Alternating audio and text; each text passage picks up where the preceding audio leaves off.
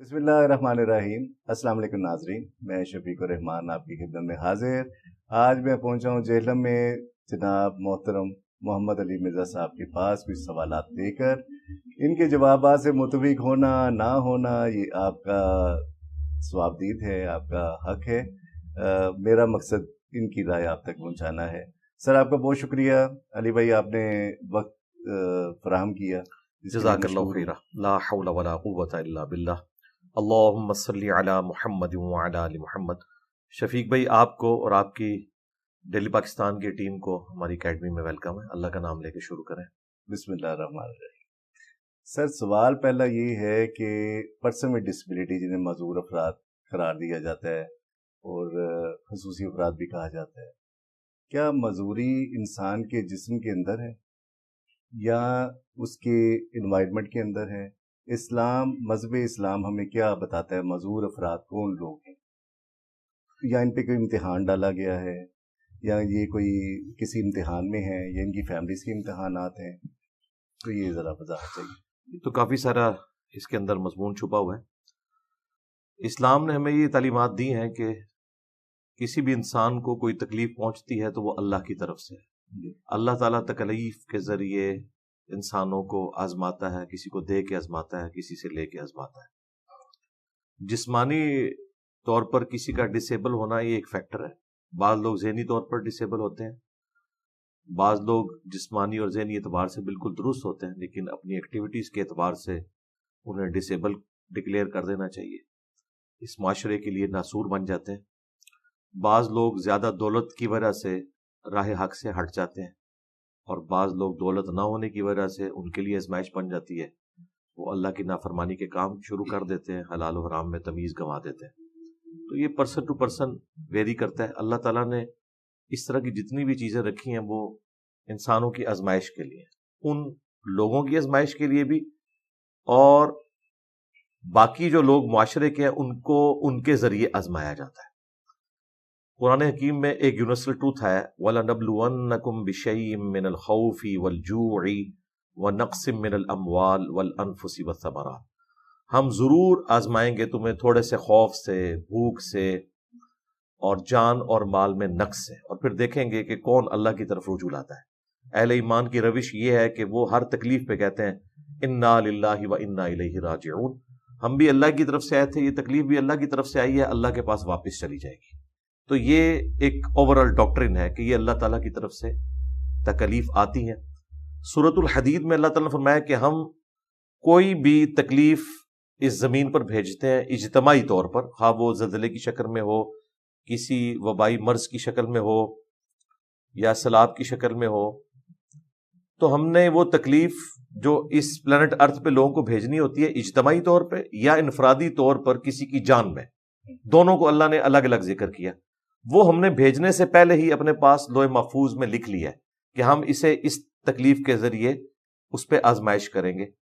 फिर अल्लाह ताला ने साथ ही उसकी रीजन बयान फरमाई, ताकि जो चीज तुमसे जाती रहे तुम उस पर कभी अफसोस ना बलो, और जो चीज तुम्हें मिले उस पर शेखी ना बिगाड़ो। अल्लाह ताला को शेखी बिगाड़ने वाले पसंद नहीं है। अल्लाह तबारक व तआला ने इन चीजों को अपने साथ मंसूब किया है कि मैं आजमाता हूं इसके जरिए, ना कि ये कि किसी को उसके माँ बाप के गुनाहों की सजा मिल रही है जिस तरह एक मुकाफात अमल लोग कहते हैं। नहीं, कुरान का वाज़े फतवा है कई जगह पर, ला तज़िरु वाज़िरतुम विज़रा उखरा, कोई भी बोझ उठाने वाली जान किसी दूसरे के अमाल का बोझ नहीं उठाएगी। हर शख्स ने अपने अमाल का बोझ खुद उठाना है। ये हो नहीं सकता कि माँ बाप की गलत कामों की जो एक उफ्ताद है वो उसकी औलाद के ऊपर आ जाए। ये बिल्कुल इस्लाम इस चीज को सपोर्ट नहीं करता, ये बिल्कुल इस्लाम के मुनाफी है। और ना ये कि आप किसी को तकलीफ में मुब्तला देख कर ये कहेंगे इस पे अल्लाह की तरफ से कोई अजाब आ गया। ये फैसला करना कि ये तकलीफ है या अजाब है, ये एक गैबी खबर है। आज की डेट में जब दुनिया में पैगंबर मौजूद नहीं है, हम दुनिया पे आने वाली हर तकलीफ को आजमाइश ही शुमार करेंगे, हम उसे अजाब इलाही नहीं कह सकते। इल्ला ये कि कोई दिक्कत नजर से कोई बड़ी लेवल की आजमाइश कोई उम्मत लेवल पे आ जाए, जिस तरह तातारियों का फितना इस उम्मत पे आया इनके करतूतों की वजह से, उस पे उलमा ने कहा कि ये अल्लाह ताला की तरफ से सजा मिली है हमारे बुरे अमाल की, वो एक अलग बात। बहरहाल ओवरऑल इंडिविजुअल किसी के बारे में कोई फैसला नहीं कर सकता। اس کے لیے کوئی فارمولہ موجود نہیں ہے کہ کوئی بتائے کہ یہ تکلیف جو آئی ہے اس کے اعمال کے سبب ہے یا کوئی آزمائش ہے. ہم نے یہی کہنا ہے کہ آزمائش ہے. اور بخاری مسلم میں حدیث ہے مسلمان کو کوئی بھی دکھ درد اندیشہ کوئی تکلیف پہنچتی ہے حتیٰ کہ اس کے پاؤں میں کوئی کانٹا بھی چبھ جائے تو اللہ تعالیٰ اس کے بدلے اس کے گناہ معاف کر دیتا ہے. یہ اللہ تعالیٰ کی طرف سے ایک ذریعہ ہے گناہوں کی معافی کا. پھر بخاری میں حدیث ہے اللہ تعالیٰ جس کے ساتھ بھلائی کا ارادہ فرماتا ہے اسے کسی تکلیف میں مبتلا کر دیتا ہے. بخاری میں ایک اور حدیث ہے کہ اللہ تعالیٰ فرماتا ہے کہ میں اپنے کسی بندے سے اگر کوئی قیمتی چیز لے لوں تو اس کی جزا پھر جنت ہے. اسپیسیفکلی ایک الگ سے حدیث ہے بخاری میں کہ جس سے میں اس کی آنکھیں لوں گا میں اسے جنت دوں گا. یعنی اللہ تعالیٰ نے ان تکلیف کے اگینسٹ آخرت کی ہمیشہ کی کامیابیاں رکھی ہوئی ہیں. اگر یہ دنیا یہیں پہ ختم ہو جاتی پھر تو واقعی بہت بڑا ظلم تھا کہ بعض لوگوں کو اللہ تعالیٰ نے عقل سے محروم کیا, بعض لوگوں کو آنکھوں سے محروم کیا, بعض لوگوں کو پاؤں سے محروم کیا, بعض لوگوں کو ہاتھوں سے محروم کر دیا. ان کا کیا قصور تھا؟ لیکن اگر آپ اسے آخرت کی زندگی کے ساتھ جوڑیں جو اللہ تعالیٰ نے اس کائنات کو قانون ابتلا کے اوپر بنایا یعنی آزمائش کے اوپر, آخرت کے ساتھ جوڑیں تو ایک پرفیکٹ ماڈل ہے کہ دنیا میں جن لوگوں کو تکلیف آئی ہیں آخرت کا جب وہ اجر دیکھیں گے تو وہ تکلیف تو بھول جائیں گے. صحیح مسلم میں حدیث ہے جس شخص نے دنیا میں عیاشی کی زندگی گزاری ہے اللہ تعالیٰ قیامت والے دن اسے بلائے گا اور فرشتوں سے کہے گا اسے ذرا جہنم دوزخ کا ایک پھیرا لگواؤ. جب وہ پھیرا لگائے گا تو اللہ تعالیٰ پوچھے گا کوئی دنیا میں خیر بھی دیکھی؟ وہ کہے گا تیری عزت کی قسم میں نے دنیا میں کوئی خیر نہیں دیکھی. حالانکہ دنیا عیاشی کی گزری ہے لیکن وہ ایک پھیرا اس کے اس سارے نشے کو کافور کر دے گا. پھر دنیا میں جس نے مفلسی کی تکلیف کی زندگی گزاری لیکن حلال و حرام کی تمیز کی اللہ تعالیٰ فرمائے گا اسے ذرا جنت کا ایک پھیرا لگواؤ. جنت کا ایک پھیرا لگے گا پھر اللہ تعالیٰ پوچھے گا میرے بندے دنیا میں کوئی تکلیف دیکھی؟ وہ کہے گا یا اللہ یہ کچھ اگر ملنا تھا نا میں نے دنیا بڑی سکھی گزاری ہے. کیونکہ at the end of the day جب آخرت کی اتنی بڑی زندگی آپ کو مل گئی جو صحیح مسلم میں حدیث ہے دنیا اور آخرت کی مثال اس طرح ہے جس طرح کوئی شخص سمندر میں انگلی ڈبوئے, جو سمندر کا پانی انگلی کے ساتھ لگتا ہے وہ دنیا کی زندگی ہے اور انفینٹ یہ سمندر آخرت کی زندگی. تو پھر یہ تکلیف جھیلنا آسان ہو جاتی ہے. ایک آخری حدیث اسی کانٹیکسٹ میں صحیح مسلم میں نبی علیہ السلام نے فرمایا ہمیشہ اپنے سے نچلے لوگوں کو دیکھو یوں تمہیں اللہ تعالیٰ کی نعمتوں پر قناعت نصیب ہوگی, صبر نصیب ہوگا.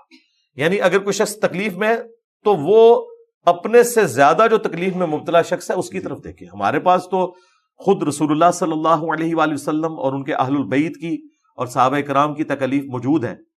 ہم ان کے ذریعے موٹیویشن حاصل کر سکتے ہیں کہ اتنی عظیم ہستیاں اتنی مشکل کی زندگی انہوں نے گزاری ہے تو ہمارے لیے تو تکلیف جھیلنا انشاءاللہ آسان ہو جائے گی. جی علی بھائی آپ نے فرمایا کہ یہ جیسے میں ویل چیئر یوزر ہوں, اب یہ میری تکلیف اللہ کی طرف سے, لیکن ہم لوگ جو ویل چیئر یوزر ہیں یا ڈسیبل پرسن قرار دیے جاتے ہیں ہم لوگ کسی اور طرح سوچ رہے ہوتے ہیں. مثال کے طور پہ میرے ساتھ 3 کیمرہ کریو جو ہے لاہور سے ڈیلی پاکستان کی پوڈ کاسٹ کے لیے آپ کے پاس حاضر ہوئے.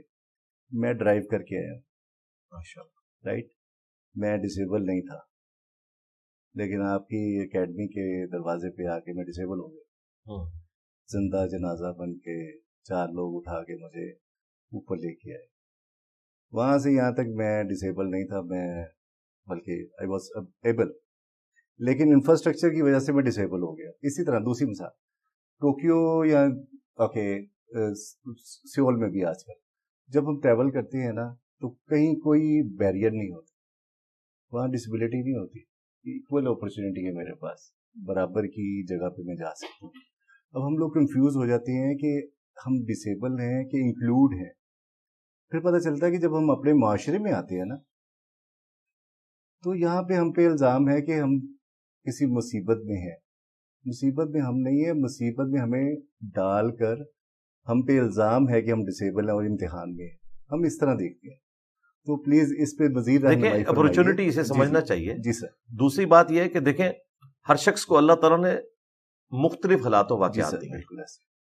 ایک بندے کے اگر آزاد سلامت ہے جی لیکن اس کا انٹلیکٹ اتنے لیول کا نہیں. صحیح مسلم میں حدیث ہے کہ جو عقل اور دانائی ہے یہ بھی تقدیر سے ہے. جی آج تو سائنس مانتی ہے ورنہ تو ہر کوئی آئنسٹائن بن جاتا, جی بالکل ٹھیک ہے, ہر کوئی نیوٹن بن جاتا. یہ عقل بھی اللہ کی طرف سے ہے. ڈیٹم لیول کی عقل تو سب کو دی گئی ہے حق اور باطل میں تمیز کرنے کی, لیکن جو ایکسٹرا آرڈنری لوگ ہیں وہ تو ہیں. اب جو ایکسٹرا آرڈنری لوگ ہیں, اسٹیفن ہاکنگ تھا, وہ بھی ویل چیئر پہ چلا گیا تھا نا ایک بیماری کی وجہ سے، لیکن اللہ تعالیٰ نے اسے ایک انٹلیکٹ دیا تھا، زبان بھی نہیں چلتی تھی، اس کے لیے اسپیشل کمپیوٹر بنایا گیا، اور کس طریقے سے اس نے دنیا کو کنٹریبیوٹ کیا ہے فزکس کی فیلڈ میں. نیوٹن کے بعد آئنسٹائن، اور آئنسٹائن کے بعد اسے مانا جاتا ہے کہ اتنا بڑا وہ فزکس کی فیلڈ کا سائنٹسٹ تھا. تو انسان کنٹریبیوٹ کر سکتا ہے. باقی جس کو آپ کمزوری سمجھ رہے ہیں یہ تو ایک فیکٹر ہے نا، اور بھی کئی فیکٹر موجود ہیں. نہیں محترم، عرض میں یہ کرنا چاہ رہا ہوں، ہم لوگ نے اسے کمزوری اپنی ذات کی وجہ سے نہیں سمجھتے. ہمیں لگتا ہے کہ ہمارے حصے کی جو ویل چیئر، آپ بھی ویل چیئر یوزر ہیں، 2 پہیوں والی ویل چیئر چلاتے ہیں جسے موٹر بائک کہتے ہیں، یا سارے لوگ کہتے ہیں یا اللہ پراڈو دے دے یا کوئی ایکسپینسو قسم کی ویل چیئر دے دے. These are wheelchairs, wheel with chairs. اب ہر شخص ویل چیئر یوزر ہونا چاہتا ہے، ہم اس طرح دیکھتے ہیں اس کو نا. چلیں اچھی بات ہے، لیکن جو ریئلٹی ہے اسے تو ایکسیپٹ کرنا چاہیے. چلیں ویل چیئر تک تو آپ کر لیں گے، جس بندے کے پاس آنکھیں نہیں ہیں اس کے لیے آپ کون سی سائنس لڑائیں گے؟ تو اس لیے میں چونکہ سائنس کا اسٹوڈنٹ ہوں نا، اس لیے اس طرح کے جو جذباتی اور فلسفیانہ باتیں نا، میں اس میں بلیو نہیں کرتا. میں ریالٹی کو فیس کرتا ہوں کہ ایک ریالٹی ہے. اگر کسی شخص کے ساتھ کوئی ڈس آرڈر لگا ہوا ہے آنکھوں کی شکل میں، یا اس کے ساتھ مسئلہ ہے سننے کا، چلنے پھرنے کا، تو وہ ہے، اس نے گیون سرکمسٹانسز کے اندر اس کو اپرچونٹی سمجھنا ہے. آپ دیکھیں یا بات کریں بالکل ٹھیک ہے، لیکن ان کیس آف، ٹھیک ہے، میں کوئی بحث کرنے کو نہیں بیٹھا، میں آپ کو صرف بتا رہا ہوں کہ میں سائنس کا اسٹوڈنٹ ہوں تو میں لاجیکل بات کروں گا. میں ان چیزوں کے ساتھ ایگری نہیں کرتا جو آپ فلسفیانہ باتیں کر رہے ہیں، یہ لاجیکل نہیں ہے، نہ یہ کوئی بائے کرے گا، نہ اس کا کوئی ریالٹی کے ساتھ تعلق ہے.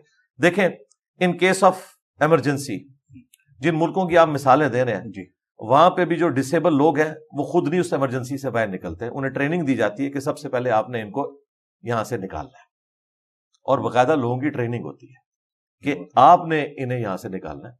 ورلڈ ٹریڈ سینٹر میں جب وہ مسئلہ ہوا تھا تو جو ڈسیبل لوگ تھے، انہیں جو صحت مند لوگ ہیں انہیں پہلے وہاں سے وہاں سے نکالا ایمرجنسی ایگزٹ میں، لیکن انہوں نے ان کو اکوموڈیٹ کیا.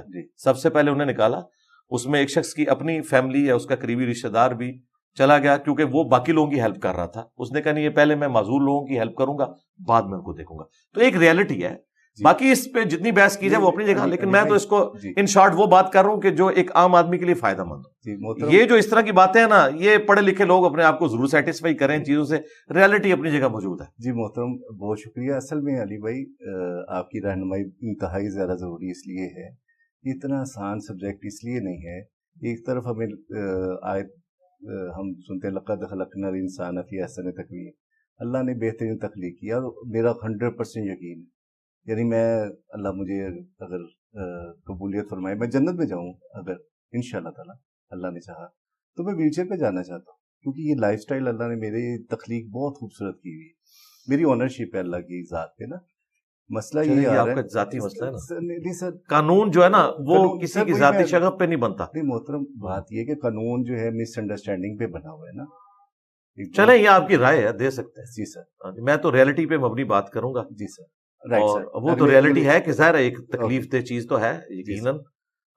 چلے آپ کو اس مثال سے نہیں سمجھ آ رہی نا، آپ مجھے لاجیکلی یہ بتائیں کہ جس بندے کی آنکھیں نہیں ہیں وہ کیا کرے گا؟ وہ اندھا بن کے جنت میں جانا چاہتا ہے. سر کمیونیکیشن ضروری ہوتی ہے، وہ آنکھوں سے ہو، آواز سے ہو، کانوں سے بھی دیکھا جا سکتا ہے، ہاتھوں سے. آپ مجھے بتائیں کون سی سائنس ہے جو بتا رہی ہے کہ جو آنکھوں کی کوئی اس کا کوئی ایکویلنٹ کوئی نعمت دنیا میں موجود ہے تو مجھے بتا دیں.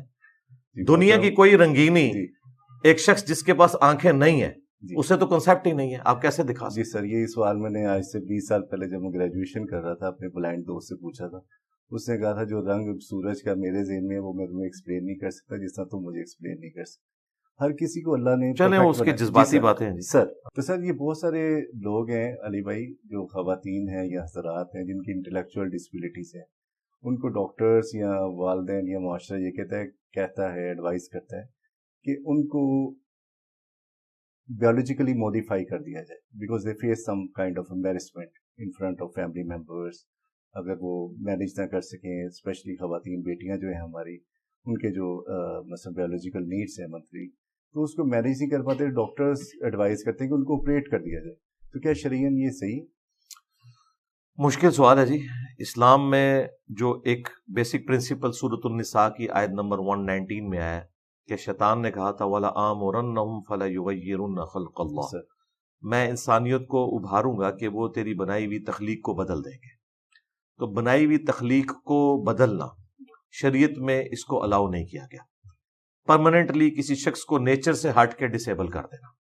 ہاں کسی خاص ایک اسپیسیفک کیس کے اندر جہاں اس طرح کی کوئی چینج لانے سے اوورآل کوئی فرق نہ پڑے، وہاں پہ کوئی بات ہو سکتی ہے۔ مثال کے طور پہ اب کئی لوگ ہیں 3-4 بچے ہو گئے، اس کے بعد وہ پرماننٹلی اپنے آپ کو، کوئی عورت کہتی ہے جی میں ڈسیبل کروا لیتی ہوں اس پوائنٹ آف ویو سے کہ میری کوئی اولاد نہ ہو، میں کوڈ ورڈز میں بات کر رہا ہوں کیونکہ ہر طرح کے لوگوں نے دیکھنا ہوتا ہے، تو اسلام اس کی اجازت نہیں دیتا، کیونکہ یہ نیچر کو بدلنا ہے، اور کوئی اس کی ایسی ضرورت بھی نظر نہیں آتی کہ انسان خام خواہ ایک تردد سے بچنے کے لیے، حالانکہ اللہ تعالیٰ نے اولاد میں وقفہ کرنے کے لیے اس وقت سائنس کی برکت سے کئی ایک طریقے سجھا دیے ہیں، وہ اڈاپٹ کیے جا سکتے ہیں۔ ضرورت ہے کہ آپ نے نیچر کو بدلنا ہے، کبھی اس طرح کی نیچر کی ضرورت پڑ بھی سکتی ہے۔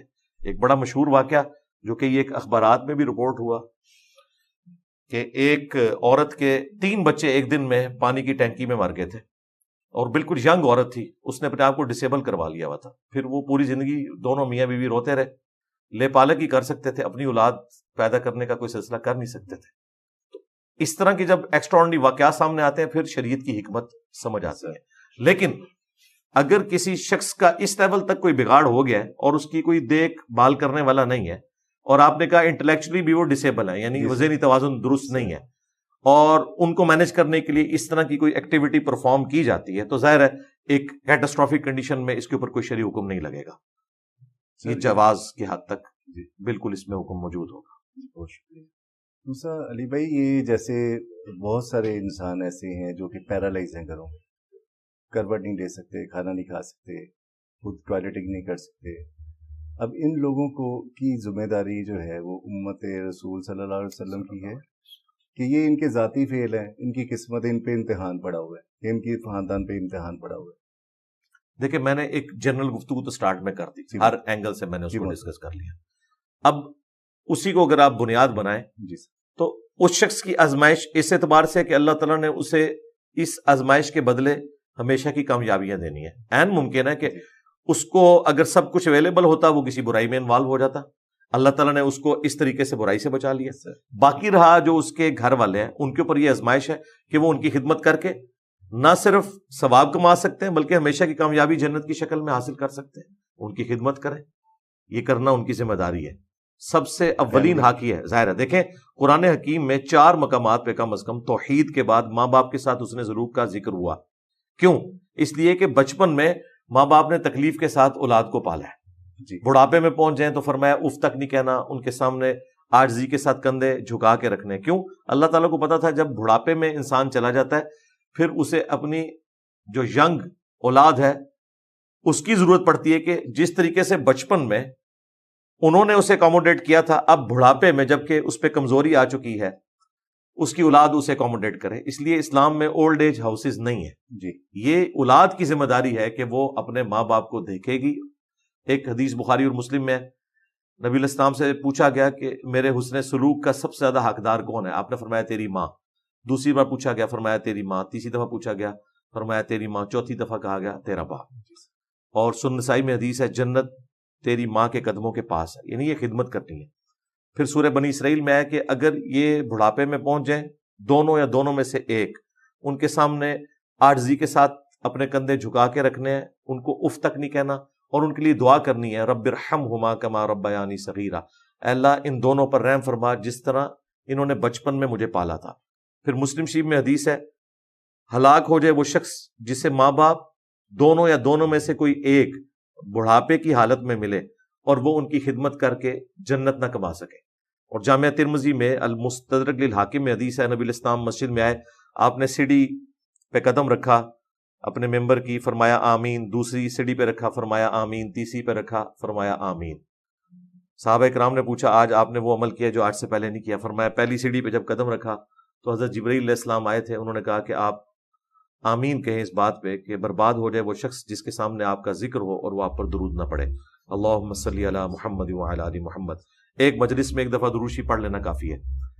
دوسری سیڑھی پہ قدم رکھا تو حضرت جبرائیل نے کہا کہ تباہ و برباد ہو جائے وہ شخص جو رمضان المبارک کا مہینہ پائے اور اپنی مغفرت نہ کروا سکے۔ تو حضور علیہ السلام نے آمین کہا، اور اللہ تعالیٰ کی وحی کی تائید سے کہا کہ آپ نے آمین کہنا ہے، اور تیسری پہ جب قدم رکھا تو حضرت جبرائیل علیہ السلام نے کہا کہ وہ شخص بھی تباہ و برباد ہو جائے کہ جو ماں باپ کو بڑھاپے میں پائے، دونوں کو یا دونوں میں سے کسی ایک کو، اور ان کی خدمت کر کے جنت نہ کما سکے. اور یہ والا جو حصہ ہے یہ صحیح مسلم میں بھی موجود ہے. جی. تو اسلام تو ہمیں یہ سکھاتا ہے کہ جس شخص پہ آزمائش آئی ہے وہ اس کے لیے تو آزمائش ہے، اس اعتبار سے کہ اس تکلیف کو وہ جھیلے گا اور ہمیشہ کی کامیابی حاصل کرے گا. دوسرے لوگوں پہ اس اعتبار سے ہے کہ اسے اکوموڈیٹ کریں گے، اس خدمت سے وہ کامیابی حاصل کریں گے. ایک حدیث ہے جامعہ ترمذی میں، سنن ابی داؤد میں، کہ اللہ تعالیٰ سب سے زیادہ تکلیف انبیاء کو دیتا ہے، ان کے بعد ان لوگوں کو جو انبیاء کے بعد سب سے بڑھ کر محبوب ہوتے ہیں، اور ان کے بعد ان لوگوں کو جو ان کے بعد سب سے بڑھ کر محبوب ہوتے ہیں. یہ حدیث امام حاکم نے حضرت ابو ذر غفاری کے چیپٹر کی ہیڈنگ میں لی ہے، یہ بتانے کے لیے کہ ابو ذر غفاری رضی اللہ تعالیٰ عنہ کی زندگی غموں سے عبارت تھی، تکلیفوں سے عبارت تھی. تو یہ حدیث ٹاپ پہ لی ابو داؤد کی اور جامعہ ترمذی کی، جس کے اینڈ پہ آتا ہے کہ انسان یوں پوری زندگی تکلیفیں جھیلتا رہتا ہے حتیٰ کہ دنیا سے پاک و صاف ہو کر اٹھایا جاتا ہے، پھر آخرت میں اس کے لیے کوئی تکلیف نہیں ہے. جی. اب دیکھیں نا، آخرت کی اگر آپ تکلیف کو دیکھیں اس کے مقابلے میں دنیا کی تکلیف تو کچھ بھی نہیں ہے. ہم چونکہ شارٹ ٹیمپر ہوتے ہیں، ہم یہ تھوڑی سی تکلیف کو دیکھتے ہیں اور ہم کہتے ہیں کہ یار یہ پتہ نہیں کسی کے ساتھ کیا ظلم ہو گیا. لیکن اگر کسی شخص کی آپ کو ہمیشہ کی آخرت دکھا دی جائے، اس کو آپ دنیا میں یوں سمجھیں کہ matric life plus F S C, یہ 4 سال انسان کی زندگی کے کریٹیکل ہوتے ہیں. جی. ان 4 سالوں میں وہ بچے بھی ہیں جن کو کھانے پینے کی بھی ہوش نہیں ہوتی، بڑی مشکل سے وہ کھانا پینا بھی کرتے ہیں، ٹوٹلی اپنی تعلیم کے اوپر ایمفیسائز کرتے ہیں. ان کی بعد والی آپ زندگی اگر آپ کو اس وقت دکھا دی جائے نا تو آپ کہیں گے یار یہ 4 سال کی تکلیف کچھ بھی نہیں. لیکن جو لوگ وہ 4 سال اپنی زندگی کے ضائع کرتے ہیں، کوئی ایکسٹرا آرڈنری کیس ہو جائے ولادہ باد، اوورآل ہم نے یہ دیکھا ہے وہ بعد میں کتنی تکلیف کی پوری زندگی کاٹتے ہیں. اگر اس وقت انہیں اپنی بعد والی زندگی دکھا دی جائے اور ان کمپیریزن ٹو جو دوسرے لوگ ہیں تو وہ بھی انسان کے بچے اسی وقت بن جائیں. یہی تو آزمائش ہے. یہ دنیا میں بھی ہم دیکھ رہے ہیں، وہ تکلیف کا سپین بڑا تھوڑا سا ہوتا ہے. ان مع العسر یسرا، ہر مصیبت کے ساتھ آسانی ہے، ہر مصیبت کے ساتھ آسانی ہے، ہر مشکل کے بعد آسانی ہے. اللہ تعالیٰ نے وہ آسانی جوڑی بھی ہے، اور الٹیمیٹ آسانی تو اس وقت آ جانی ہے جب انسان نے مر جانا ہے. یہی دعا ہے، انا للہ و انا الیہ راجعون. ہم بھی تو اللہ کی طرف سے آئے تھے، ہم نے واپس چلے جانا ہے. یہ تکلیف بھی جو آئی ہے ایک دن تو یہ تکلیف ختم ہونی ہے نا. 60 سال بعد، 70 سال بعد، پھر کھربوں سال کی زندگی سے اسے کمپیئر کریں. صرف آخرت کا جو 50,000 سال کا دن ہے نا، دنیا میں 60 سال کی زندگی اس کے مقابلے پہ 3 منٹ بنتی ہے. آخرت کا دن، جنت کی نہیں بات ہو رہی، صرف دن آخرت کی جو تکلیف کا دن ہے 50,000 سال کا، اسے 60 سال کے ساتھ کمپیئر کریں تو 3 منٹ کی زندگی بنتی ہے. اس 3 منٹ کی تکلیف کو انسان اتنا بڑا سمجھ لے. جب لوگ آخرت میں اپنا اجر دیکھیں گے، یہی میں نے شروع میں عرض کیا تھا کہ آخرت سے جوڑے بغیر اگر آپ ایبسولوٹلی کنسیڈر کریں گے نا دنیا کی زندگی کو، تو یہ دنیا رہنے کے قابل نہیں ہے. ٹھیک ہے، اسی لیے لوگ پیسمسٹک موڈ میں چلے جاتے ہیں. جو کچھ ہٹلر نے یہودیوں کے ساتھ کیا، اس کے بعد تو یہودیوں کو ختم ہو جانا چاہیے تھا. آج دنیا پہ رول کر رہے ہیں، 80 نوبیل پرائز وہ لے چکے ہیں. کیوں؟ انہوں نے اپنے آپ کو کنسنٹریٹ کیا، دنیا میں نام کمایا. ان کا دنیا ختم نہیں ہو گئی. ٹھیک ہے، نیکسٹ دیکھیں گے. اور جن لوگوں کے ساتھ یہ ظلم ہوا ان کو بدلہ آخرت میں ملے گا. باقی جو ان کے عقائد کا معاملہ ہے وہ الگ سے، لیکن اللہ تعالیٰ کے صفت عدل کا تقاضا ہے کہ دنیا میں جس نے کسی کو ناحق قتل کیا اس کے بدلے میں اسے ایک دفعہ قتل کیا جائے گا. ہٹلر نے تو ایک دفعہ گولی مار کے خودکشی کر لی ہے نا، لیکن جو اس نے 6 لاکھ یا 60 لاکھ ہولوکاسٹ میں یہودی قتل کیے، ان کے بدلے میں اسے آخرت کا عذاب ہونا ہے. اور یہ اللہ ہی دے سکتا ہے. دنیا میں جو کچھ ہمارے یہاں ایک ڈکٹیٹر نے لال مسجد میں کیا، دنیا کی عدالت اسے ایک دفعہ پھانسی دے سکتی تھی نا ان مظلوم بچوں کے اوپر کیے گئے اس ظلم کے بدلے میں. لیکن اللہ کی عدالت میں دنیا میں جو اس نے تکلیف کاٹی وہ الگ، جو آخرت کا عذاب ہے وہ تو باقی ہے، وہ دنیا میں کوئی نہیں دے سکتا. بہت شکریہ. اچھا علی بھائی، اب تھوڑا سا ٹاپک تھوڑا سا ٹویسٹ کرتی ہیں، ٹائم بھی شارٹ ہے. 2014 سے لے کر جنوری 2023 دسمبر تک پاکستان میں 30 لاکھ ایکسیڈنٹ ہوئے، جن میں 34 لاکھ لوگ زخمی ہوئے. 46,000 لوگوں کو اسپائنل کارڈ انجری یعنی کہ پرماننٹ ڈسیبلٹی ہو گئی. 35,500 لوگ جان سے گئے ان 9 سالوں میں. یہ ڈبل 1 ڈبل 2 کا ڈیٹا ہے، یعنی کہ مفروضہ نہیں ہے، باقاعدہ. جی ہوگا، بلکہ اس سے بھی زیادہ ہی ہوگا. جی یہ وہ ہے جو رجسٹرڈ ہوگا. جی رجسٹرڈ ہے. سوال یہ ہے کہ جو سڑکوں پہ لوگ ناحق جان سے جا رہے ہیں، اس کا گناہ کس کو ہے؟ کیا وہ روزی روٹی کے لیے نکلے ہیں تو وہ شہید کہلائیں گے؟ یہاں پہ ناحق قتل کر دیے گئے جہالت کی وجہ سے، یعنی یہ کہاں شمار ہوں گے؟ اور یہ امت کے جو اتنے امتی یتیم بچے ہو گئے یا والدین بوڑھوں کو چھوڑ کے چلے گئے، نوجوان روٹی روزی کے لیے نکلے تو واپس آئے تو 46,000 لوگ جو تھے صبح زکوٰۃ دینے والے تھے، واپسی پہ ڈسبلٹی کے بعد وہ زکوٰۃ لینے والے بن گئے۔ تو سوال یہ ہے کہ اس ساری سچویشن میں اس کو ممبر سے یا مسجد سے ہماری زندگیوں میں ٹریفک قوانین کی پاسداری کو کبھی کیوں ایڈریس نہیں کیا جاتا؟ یعنی یہ جانوں پہ ظلم ہو رہا ہے نا سر، پریکٹیکل لوگ کیا جانا چاہیے۔ دیکھیں ہم نے تو بارہا اپنے پلیٹ فارم سے اسے اٹھایا، میں نے تو آلموسٹ پچھلے 8-10 سال میں کئی ایک ویڈیوز کے اندر اسے ڈسکس کیا، اور اسپیسیفکلی مفتی اعظم سعودیہ کا ایک فتویٰ بھی میں نے کوٹ کیا تھا، وہاں اوور سپیڈنگ کے اوپر مفتی اعظم سعودیہ نے یہ فتویٰ نکالا تھا کہ جو اوور سپیڈنگ کی وجہ سے مر جاتا ہے وہ خودکشی کی موت مرا ہے، اور اس کا کوئی بلڈ منی بھی گورنمنٹ ادا نہیں کرے گی۔ دیکھیں انسان کے بنائے ہوئے جو قوانین ہیں نا، ان میں اگر پہلے نمبر پہ میں کوئی قانون سمجھتا ہوں نا کہ جو ایک سمجھ لیں الہامی قوانین کے بعد سب سے بڑا کوئی قانون انسان بنا سکتا ہے وہ ٹریفک قوانین ہے، اگر آپ انہیں فالو کریں۔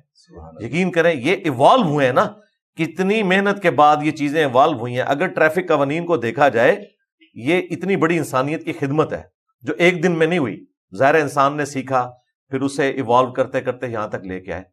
یہاں پہ جتنے بھی ایکسیڈنٹ ہوتے ہیں یا دنیا میں کہیں بھی، یہاں زیادہ اس لیے ہوتے ہیں کہ لوگوں کو اویئرنیس نہیں ہے، اور اسی طریقے سے بغیر لائسنس کے بھی لوگ نکلتے ہیں، جو لائسنس بھی جنہوں نے لیے ہوئے انہوں نے بھی کوئی ٹریفک قوانین پڑھے نہیں ہوئے، جنہوں نے پڑھے ہوئے وہ عمل بھی کوئی نہیں کرتے، وہ کہتے ہیں جی ٹھیک ہے سب کچھ چلتا ہے۔ اس لیے کوشش کرنی چاہیے خود تو عمل کریں، آپ اپنی اولاد کی بھی تربیت کریں، انہیں بتائیں کہ یار ٹریفک قانون کو فالو کرنا یہ آپ کی اپنی زندگی کے لیے ضروری ہے۔ آپ یہ نہیں کہہ سکتے کہ میں اپنی سائڈ پہ جا رہا تھا، سامنے سے رانگ سائڈ سے کسی نے ٹھوک دیا، آپ نے اس کی غلطی کو بھی خود اکوموڈیٹ کرنا ہے، آپ نے آخری درجے میں کوشش کرنی ہے۔ پاکستان میں تو سڑک پار کرتے ہوئے 1 وے کے اوپر 2 وے کے اوپر آپ نے احتیاط کرنی ہے، ایون 1 وے ہے تب بھی آپ نے یہ نہیں دیکھنا کہ جی میں دائیں طرف دیکھوں کہ یہ ٹریفک جا رہی ہے میں کراس کر جاؤں، کوئی نہیں، ادھر کوئی نہیں پتا یہاں سے بھی کوئی آ رہا ہو، حالانکہ یہاں سے آنے والی روڈ پرلی طرف ہے۔ آپ نے دوسروں کی غلطی کو بھی اکوموڈیٹ کرنا ہے، لوگوں کو ایجوکیٹ بھی کرنا ہے۔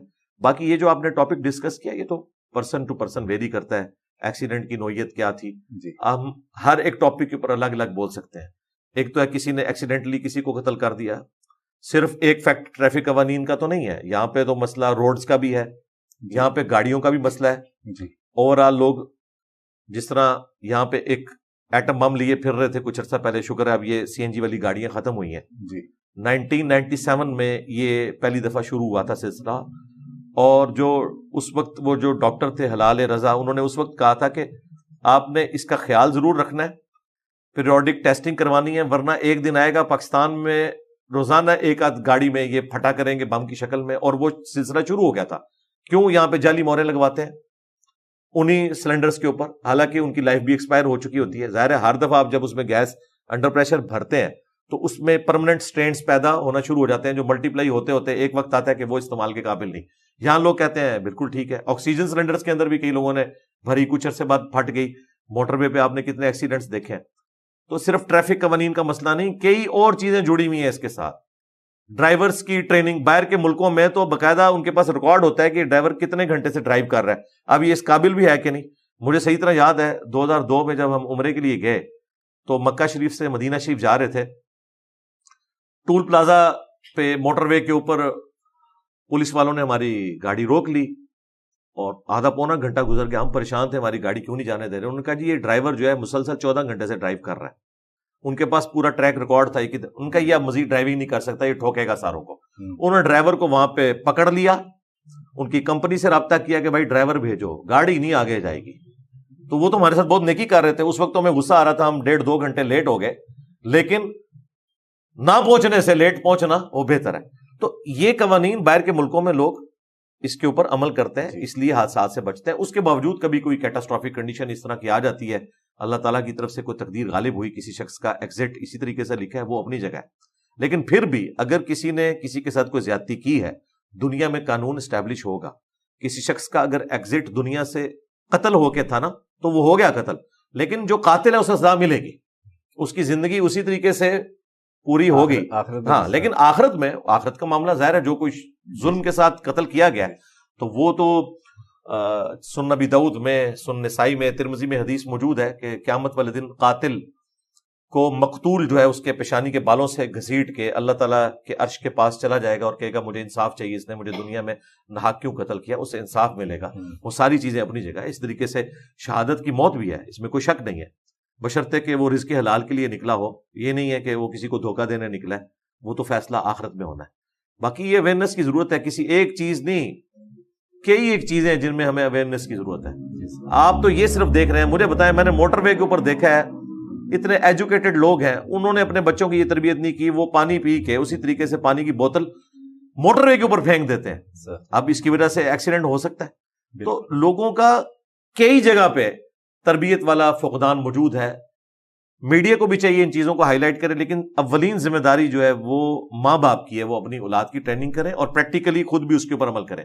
اگر میں خود اشارہ توڑ رہا ہوں اور میں یو ٹرن غلط لے رہا ہوں تو میں اپنی اولاد کو کبھی اس اعتبار سے ٹرین نہیں کر سکتا, مجھے خود بھی اس پہ عمل کرنا ہے. سر, اس پہ شرعی طور پر کوئی فتویٰ وغیرہ لگ سکتا ہے کہ ان ٹریفک قوانین کی پاسداری کریں جس سے انسانوں کی جان کو خطرہ ہو؟ ہاں, کوئی اس کی تعزیرن دیکھیں, جو اللہ تعالیٰ نے حدود بیان کی ہیں, وہ بڑی بڑی سزائیں جو بیان کر دی ہیں مختلف جرائم کے اوپر, ان کو حدود اللہ کہا جاتا ہے. اس کے بعد قاضی کے اوپر چھوڑا ہے, تعزیرن سزا کوئی بھی دی جا سکتی ہے. مثلا گورنمنٹ یہ سزا دے سکتی ہے کہ جو شخص اس طریقے سے ٹریفک قانون توڑتا ہے اسے 1 ہفتے کے لیے قید میں ڈال دیا جائے گا. یا کوئی شخص کالج کے باہر لڑکیوں کو چھیڑتا ہے, اسی کالج کے باہر ایک پنجرے میں اسے قید کر دیا جائے گا, جس طرح انڈیا کی ایک عدالت نے فیصلہ کیا تھا. تو اس قسم کے کوئی جو اس معاشرے میں آپ بہتر سمجھتے ہیں, کوئی پرماننٹلی ڈس آرڈر کسی کے ساتھ نہ کرے, اس کی اصلاح کے لیے کوئی سزا اس کے اوپر کی جا سکتی ہے, اور وہ بھی پرسن ٹو پرسن ویری کرے گی. یہ نہ ہو کہ وہ کسی اور ذہنی کیفیت میں چلا جائے, کوئی خودکشی نہ کر لے. بعض لوگ ایسے بھی ہوتے ہیں, وہ بندوں کو دیکھ کے اس اعتبار سے قاضی فیصلہ کر سکتے ہیں. سزا دینی چاہیے, بالکل دینی چاہیے. بہت شکریہ, آپ نے جو ٹائم مجھے عنایت فرمایا تھا وہ ختم ہو گیا. ایک سوال اگر جی کریں, جو آپ کا بہت فیوریٹ موضوع ہے, شرک پہ آپ نے بہت ساری ایجوکیشن دی لوگوں کو اور ہمیں بتایا کہ توحید کی برکات کیا ہیں. تو سر, پاکستان کا جو نظام ہے اس میں ہر محکمے کے اندر شخصیت پرستی کا راج ہے. یہ شرک کی کون سی قسم ہے؟ کیا یہ ہمارا پورا سسٹم مشرک سسٹم نہیں ہے کہ ہم لوگ تو صاحب کے موڈ کے اوپر اپنی ساری زندگی گزار رہے ہوتے ہیں؟ آپ بھی گورنمنٹ میں رہے ہیں, میں بھی تھوڑا سا گورنمنٹ میں سرو کیا, میں نے بھی بیت المال میں. تو جب تک باس کا موڈ اچھا ہے تب تک سب کچھ صحیح ہے. اچھا آئی جی آ گیا, پولیس کا محکمہ صحیح ہو گیا, اچھا جج آ گیا, جسٹس کا. میں پرسنالٹی اورینٹیڈ سوسائٹی ہے نا ہماری, تو یہ شرک نہیں ہے کہ آپ اللہ کی صفات میں انسان کو داخل کر کے اسی کو فالو کر. پریکٹیکلی تو ہم انسانوں کو باس کو فالو کر رہے ہیں نا. اگر کوئی اچھائی کی طرف بلاتا ہے باس تو اس کو فالو کرنا تو کوئی غلط نہیں ہے, غلط کاموں میں فالو نہ کیا جائے. جی مطلب رولز کو وائلیٹ کرتے ہوئے, یعنی رولز پہ تو ہر شخص برابر ہے نا, لیکن یہاں پہ شخصیت پرستی کا نظام ہے, تو یہ مشرک سوسائٹی نہیں ہے ہماری. جو نیگیٹو چیزیں ہیں ان میں کسی شخصیت کو فالو کرنا جی سر, وہ تو ظاہر غلط ہے. اگر پازیٹیو چیز ہے وہ تو قرآن میں ہے کہ پازیٹیو چیز کو آپ نے فالو کرنا ہے. وَتَعَاوَنُوا عَلَى الْبِرِّ وَالتَّقْوَى وَلَا تَعَاوَنُوا عَلَى الْإِثْمِ وَالْعُدْوَانِ. نیکی اور پرہیزگاری کے کاموں میں ایک دوسرے کی مدد کرو اور برائی میں نہ کرو. حتیٰ کہ صحیح مسلم میں ہے کہ کسی نے اگر کوئی اسلام میں اچھا طریقہ جاری کیا, جتنے لوگ اس پہ عمل کریں گے ان تمام کا ثواب بھی اس ایک بندے کو ملے گا جس نے بارش کا پہلا قطرہ بنا ہے. اور جو عمل کرنے والے ہیں ان کو الگ سے ثواب ملے گا, لیکن ان کا کمبائنڈ بھی اس کو ملے گا. اور جس نے اسلام میں برا طریقہ جاری کیا, سب کا وبال اس بڑے پر ہوگا, لیکن جو خود وہ برائی پہ چل رہے ہیں ان کے وبال میں بھی کمی نہیں ہوگی. یہ نہیں ہے وہ کہیں کہ ہمارے گناہوں کا بوجھ اس نے اٹھا لینا, نہیں, وہ اپنی جگہ پہ. باقی یہ جو آپ نے اپنے معاشرے کی کمزوری بتائی, تو یہ معاشرہ یورپ کا معاشرہ اس سے بھی زیادہ برا تھا, لیکن آج وہاں پہ عدل و انصاف ہے. انہوں نے جنگوں کے بعد سیکھا. میں دیکھتا ہوں کہ دنیا میں 20ویں صدی میں اگر کسی نے کوئی معجزہ دیکھنا ہے تو ورلڈ وار 2 کے بعد یورپ کیا سے کیا ہو گیا. وہ لوگ جو کروڑوں لوگوں کے قاتل تھے, ڈریکولا تھے, آج وہ ایک بلی کو بھی مرتے ہوئے دیکھتے ہیں ان کے آنسو نہیں رکتے. یہ اتنا بڑا معجزہ ہو گیا کہ انہوں نے لرن کیا. اور انہوں نے اپنے اداروں کو مضبوط کیا. اس لیے ڈیوڈ کیمرون وہ جب ایک ہاسپٹل میں گیا ہے, آپ نے دیکھا ہے اس کو ڈاکٹر نے ڈانٹ کے وہاں سے نکالا ہے کہ تم میری اجازت کے بغیر کیسے یہ کر سکتے ہو, اس مریض کو تو اس وقت یہ حالت ہی نہیں کہ تم یہاں آ کے اس کو ملو. یہاں پہ اگر کسی پرائم منسٹر نے, پریزیڈنٹ نے, آرمی چیف نے کسی ہاسپٹل کا وزٹ کرنا ہوتا ہے تو بعض اوقات فالتو مریضوں کو اٹھا کے وہاں سے لے جاتے ہیں جی, جگہ کھلی کرنے کی, اور بھرتی بھی کر دیتی ہیں دکھانے, اور وہ بھی جعلی کام بھی ہوتا ہے. وہاں پہ چونکہ عدالتیں آزاد ہیں, انہیں پتہ ہے, اس ڈاکٹر کو پتہ ہے کہ میری نوکری اس بندے کے ہاتھ میں نہیں ہے, سسٹم اتنا مضبوط ہے کہ مجھے سیکیور کرے گا. ہم اس چیز کو تو ضرور بلیم کرتے ہیں کہ لوگ برائی کو فالو کر رہے ہیں, لیکن یہ نہیں دیکھتے کہ ہم نے یہ سسٹم کیسا دیا ہے. اگر کوئی شخص اچھائی کے لیے کھڑا بھی ہو تو at the end of the day وہ بھوکا ہی مرے گا سر, ٹھیک ہے. اس کو آپ بھوکے رہنے کے فضائل تو نہیں سنا سکتے. پھر وہ ان آیات اور احادیث سے سہارا لے گا جہاں انڈر پروٹیسٹ آپ برائی کو دل میں برا جانتے ہوئے اس وقت کر گزریں صرف اپنی جان کو بچانے کے لیے, وہ ان آیات اور احادیث سے سہارا لے گا اور جسٹیفائی بھی ہوگا کئی جگہ کے اوپر. اس لیے بہتر یہ کہ ہمیں نظام کو بدلنے کی ضرورت ہے. نظام کے اندر جو یہ کمزوریاں ہیں اس کو دور کیا جائے. اب اس کو کیسے دور کیا جائے وہ ہم نے کئی ایک ویڈیوز میں بتایا کہ جب تک پیور ڈیموکریٹک ویلیوز یہاں نہیں آتی, ہمارے سیاستدان لرن نہیں کرتے, ہماری جوڈیشری, ہماری فوج لرن نہیں کرتی کہ کوئی کسی دوسرے کے کام میں لچ فرائی نہیں کرے گا, اپنے کام کو ایمانداری سے کریں گے, اور کوئی صحیح کام کر رہا ہے اس کی ٹانگیں نہیں کھینچیں گے, اور 5 دفعہ اسمبلیاں اپنا وقت پورا کریں, اور جو مجرم ہے اسے سزا دی جائے. یہ نہیں کہ سارے چوروں کو اکٹھا کر کے ایک نئی جماعت بنا لی جائے اور پھر یہ اناؤنسمنٹ کر دی جائے کہ اب جو اس جماعت میں آ گیا تو وہ پاک و صاف ہو گیا, ٹھیک ہے. پھر وہ جماعت جب خلاف ہو جائے اسٹیبلشمنٹ کے, پھر ایک اور جماعت کھڑی کر لی جائے اور کہا جائے کہ جو اس میں آ گیا وہ پاک و صاف ہو گیا. یہ جو تماشا لگا ہوا ہے, اور اس میں میں کسی ایک ادارے کو مجرم نہیں سمجھتا. سب سے بڑا اس میں جو آپ 50% جرم کسی ایک ادارے پہ ڈال سکتے ہیں وہ اسٹیبلشمنٹ ہے, لیکن باقی لوگ بھی کم نہیں, خواہ پولیٹیشینز ہوں, جوڈیشری ہوں, ہماری بیوروکریسی ہو, ان سب لوگوں نے اپنا اپنا حصہ اس میں ڈالا ہے. سب کے سب مجرم ہے, اور عوام بھی مجرم ہے. سیدھی سی بات ہے. عوام اپنے جہاں اس کو کوئی اس حوالے سے موقع آتا ہے کہ وہ کسی کو فیسیلیٹیٹ کر سکتے ہیں تو وہ تو کوئی نہیں کرتے. مثلاً اب بینک کے باہر جو قطار بنی ہوئی ہے یہ آرمی چیف نے تو نہیں بنوانی, نہ چیف جسٹس نے بنوانی ہے. اس میں جب ایک دوسرے کو لوگ پیچھے کرتے ہیں تو وہ تو خود کر رہے ہیں نا, تو عوام بھی تو عوام کو کاٹ رہی ہے نا. تو ہر کوئی دوسرے کا ساتھ زیادتی کر رہا ہے. اللہ کرے کوئی بہتری والا معاملہ ہو جائے. اور فرقوں کی دکانیں جب بند ہو جائیں گی تو جو نیا نظام ہوگا بغیر فرقوں والا وہ کس طرح کی دنیا ہوگی؟ جس طرح یورپ اور امریکہ میں کوئی فرقہ نہیں, دیکھ لیں سکون سے زندگی گزار رہے ہیں. وہاں کبھی کوئی ممتاز قادری پیدا نہیں ہوا. ہاں, وہاں کوئی غازی علم الدین پیدا نہیں ہوتا. کیوں؟ وہاں پہ مسلمان نہیں رہ رہے, اس لیے کہ انہیں پتا ہے کہ ہمارے مزار نہیں بنیں گے, ہم جیلوں میں جائیں گے. یہ جتنی بدماشیاں ہو رہی ہیں, خواہ کوئی پیر خانہ کر رہا ہے, کوئی مولوی کر رہا ہے, ہمارے ملک میں کر رہا ہے. وہاں تو ان سارے پیروں کے ڈنگ نکلے ہوئے ہیں. وہاں کوئی یہ قانون توڑ کے بتائے نا, وہاں کسی مرید کو یہ زندہ جلا کے بتائے نا, کسی مرید کے بچے ذبح کر کے بتائیں قانون کی حکمرانی ہے, تو وہ معاشرہ ہوگا. یورپ اور امریکہ میں چند ایک جو فحاشی والا ایلیمنٹ, ایک دو چیزیں اور نکال دیں تو اس پلانٹ ارتھ پہ ایک آئیڈیل معاشرہ ہے. بالکل میں اس کی تصدیق کروں گا. علی بھائی آپ کا بہت مشکور ہوں, آپ نے وقت عنایت فرمایا. Thank you very much. مجھے اجازت دیجیے. ناظرین آپ کا بہت شکریہ. دیکھتے رہیے ڈیلی پاکستان. شیئر کیجیے, لائک کیجیے تاکہ محبتوں کا سلسلہ بڑھتا رہے. آپ کا بہت شکریہ. جزاک اللہ خیر. Thank you.